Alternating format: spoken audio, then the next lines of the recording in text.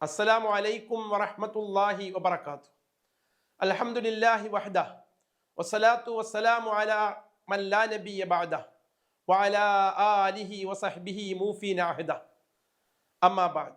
തേജസ് ന്യൂസിന്റെ റമളാൻ വിചാരത്തിലേക്ക് ഏവർക്കും സ്വാഗതം. ഖാല റസൂലുള്ളാഹി സ്വല്ലല്ലാഹു അലൈഹി വസല്ലം അർറഹിമു മുഅല്ലഖും ബിൽ അർശ് തഖൂലു മൻ വസലനി വസലഹുല്ലാഹ് വമൻ ഖതഅനി ഖതഅഹുല്ലാഹ്. റസൂലുള്ളാഹി സ്വല്ലല്ലാഹു അലൈഹി വസല്ലം തങ്ങൾ പറഞ്ഞു, കുടുംബബന്ധത്തെ അർശിൽ ബന്ധിപ്പിച്ചിരിക്കുകയാണ് അള്ളാഹു.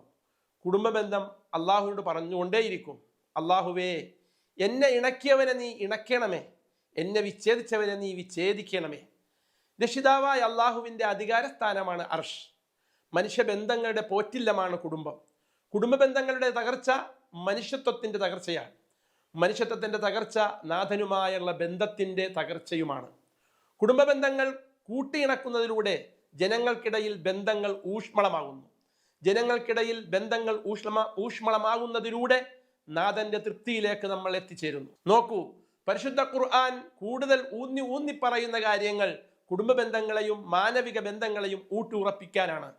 മുസ്ലിമീങ്ങളെ നമുക്ക് 3 വിഭാഗങ്ങളായി തിരിക്കാം. 1, മാനവിക ബന്ധങ്ങൾക്ക് യാതൊരു പരിഗണനയും നൽകാതെ അള്ളാഹുവിനെ പ്രാപിക്കാൻ ശ്രമിക്കുന്നവർ.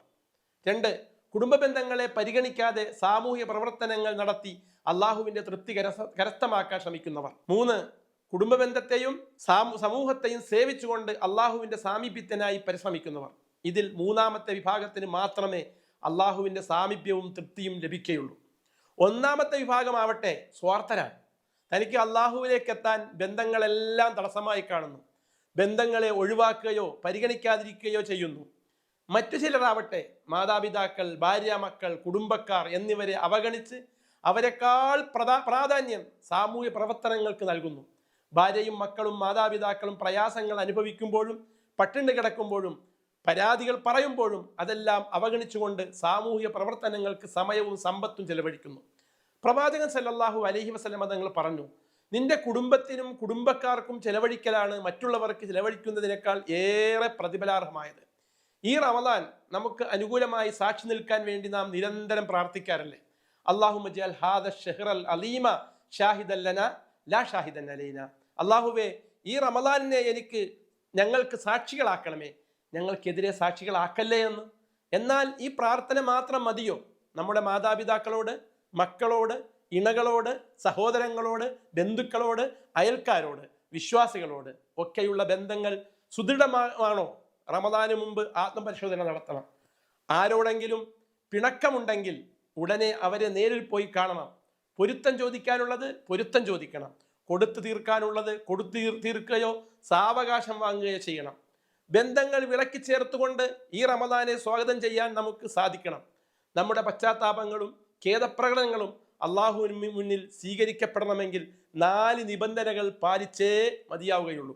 ഉത്തുലുബു മത്താബൻ ബിന്നദാമതി മുഖ്ലിയാ വബിഅസ്മി തർക്കി ദംബി ഫീമസ്തഖ്ബലാ വബറാഅത്തും മിൻ കുല്ലി ഹഖിൽ ആദമി വഫീ ഹാദിഹിൽ അർകാനി ഫറആ വകമ്മലാ.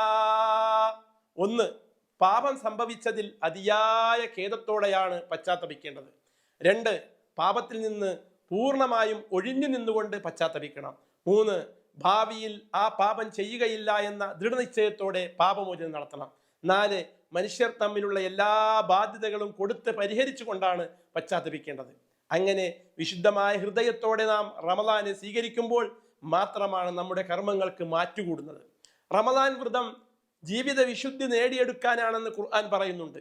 ഖുർആനിൽ അല്ലാഹു പറയുന്നു, യാ അയ്യുഹന്നാസ് ഇത്തഖൂ റബ്ബക്കുമുല്ലദീ ഖലഖക്കും മിൻ നഫ്സിൻ വാഹിദ വഖലഖ മിൻഹാ സൗജഹാ വബസ്സ മിൻഹുമാ റിജാലൻ കസീറൻ വനിസാഅ വത്തഖുല്ലാഹ അല്ലദീ തസാഅലൂന ബിഹി വൽ അർഹാം ഇന്നല്ലാഹ കാന അലൈക്കും റഖീബ.